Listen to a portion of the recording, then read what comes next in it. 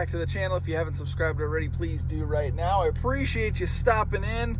If you've been following along, you will have seen, or you would have seen, that I recently did a video discussing how to get 400 wheel horsepower out of the VQ37 without going forced induction. If you missed that video, definitely go check it out. But to summarize, it is quite difficult and can be quite expensive to get 400 wheel horsepower out of the VQ37. We've had some folks get well beyond the 350 point, or well into the 350s with an E85 conversion, but to get past that takes a bunch of other stuff. We've got a Z worked on by Z1 Motorsports with heads and cams and the whole 9 yards, and still only made 376 and 299 foot-pounds of torque. So like I said, it's expensive and it takes a lot of time and a lot of work, and you're probably still going to come up short. So the conclusion that I came to for that video is that probably the most efficient and cost-effective way to get 400 wheel, nitrous. Now, in that last video, I mentioned Alex Z, who with his Nissan 370Z was able to make 401 horsepower to the rear wheels with full bolt-ons and a tune, E85 conversion, and a 75 shot of nitrous.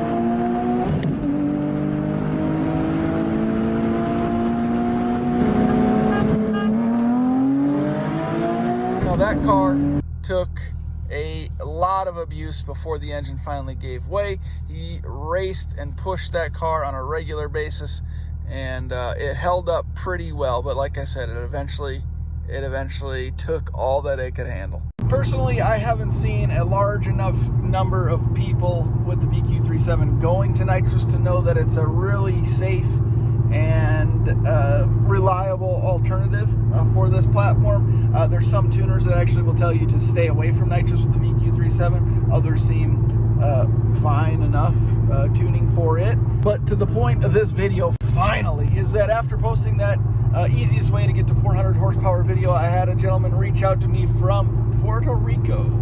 When he told me how much power he was able to make with his Q50 3.7 liter V6, I was excited and I had to know more. And he was kind enough to share some photos with me, as well as some video clips and some details about his setup. And I'm going to share that with you right now.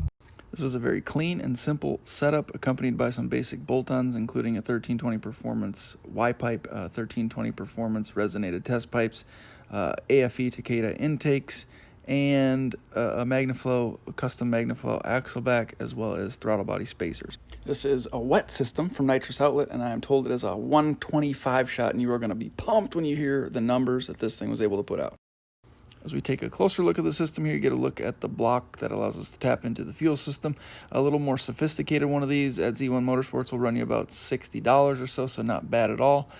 Again, a very clean setup, and you can see how the stainless lines run right into the fitting, combining the nitrous and the fuel mixture directly into the intake pipes that go right into the throttle bodies.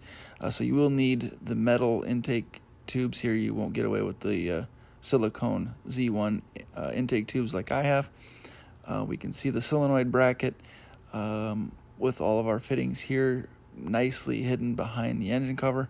A little closer look with the engine cover off. You can see it mounts up quite nicely to the firewall.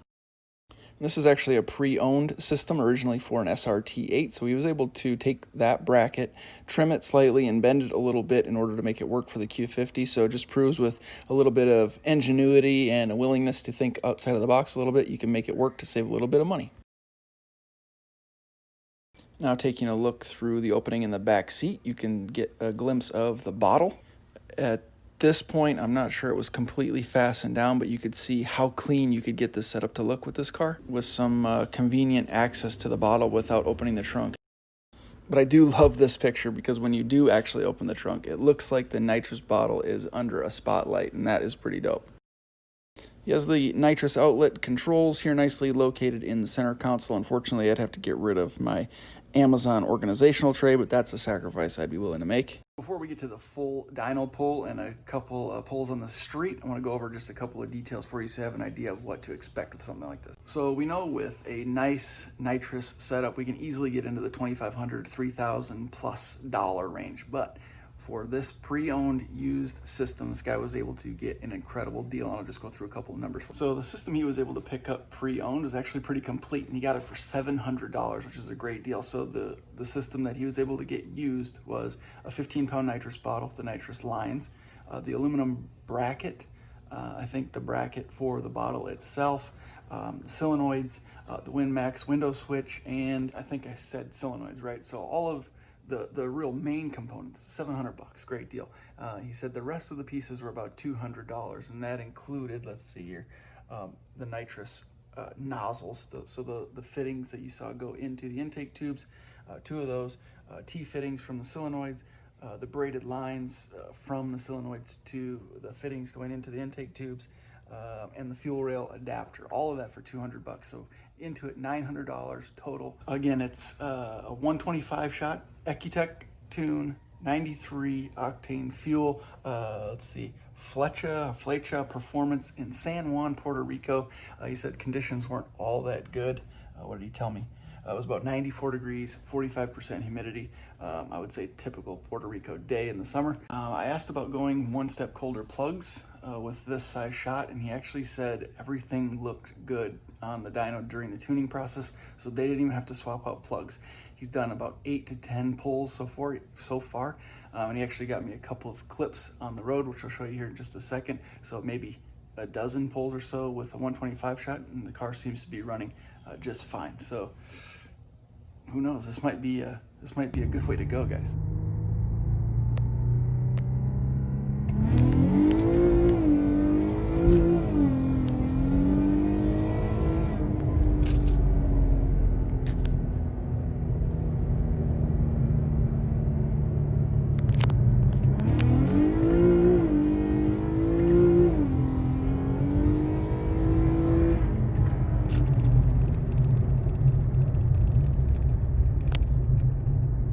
Car sounds like a completely different animal on the spray, but you can tell that tires and the transmission become an issue or a point of concern when you're pushing well over 400 horsepower to the wheels in this car. And he actually mentioned that his tires are nearly completely bald. But with that being said, here is the dyno pull.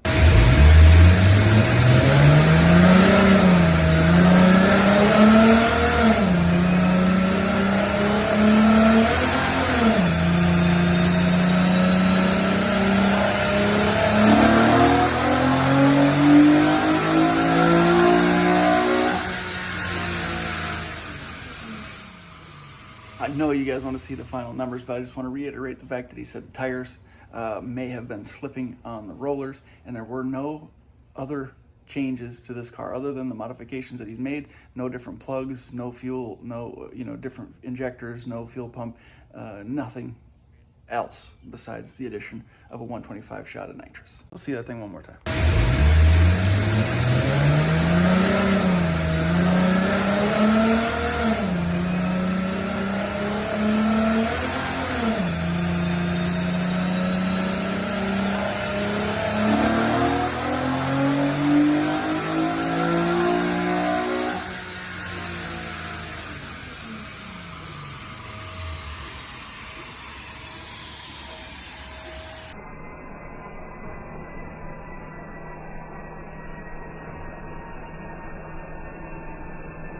So over 425 horsepower to the rear wheels with even potentially a little bit of tire slippage. It's very, very impressive, and a conservative tune from what I hear as well. The AFRs were all on the more fat side, so the engine is running safe even with the 125 shot, so that is super exciting to find out. I think when they were tweaking some things, they were able to get well over 430 actually, which is super, super impressive.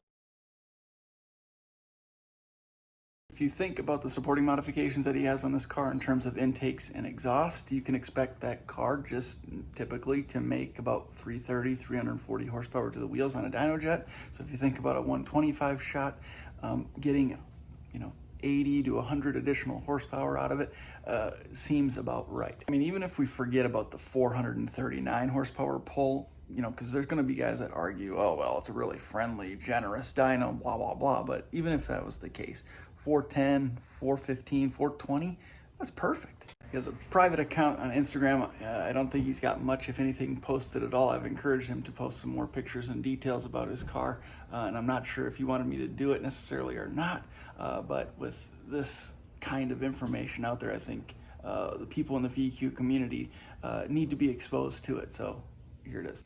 Go check him out if you get a chance. I have a feeling that if he gets a bunch of requests on Instagram, he might post some more stuff about his car, which I know all of us are interested to see. David, if you happen to be watching this video, I appreciate you taking the time to answer some of my questions and as well as provide some of those video clips and some of the details about your nitrous system. It's going to be very, very helpful as more and more people attempt to install a similar setup to this one. You have a very sharp silver Q50, and thanks again for sharing. And guys, he made sure to reiterate the fact that he's not a professional and this is an amateur installation, a first attempt.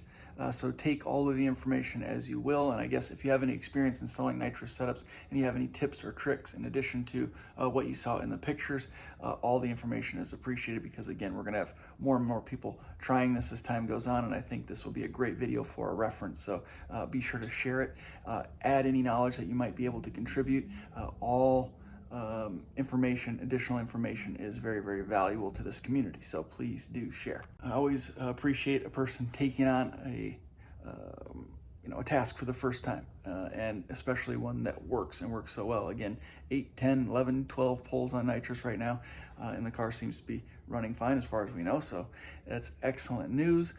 If you have any questions, leave them down in the comments section below. I can relay them or try to answer them if I happen to know, but I'm excited to see more and more people attempt to install nitrous kits on their VQ, and who knows, maybe that's in store for this old girl right here. Thank you guys very much for watching. Thanks for the continued support. I appreciate it very much. We'll see you in the next video.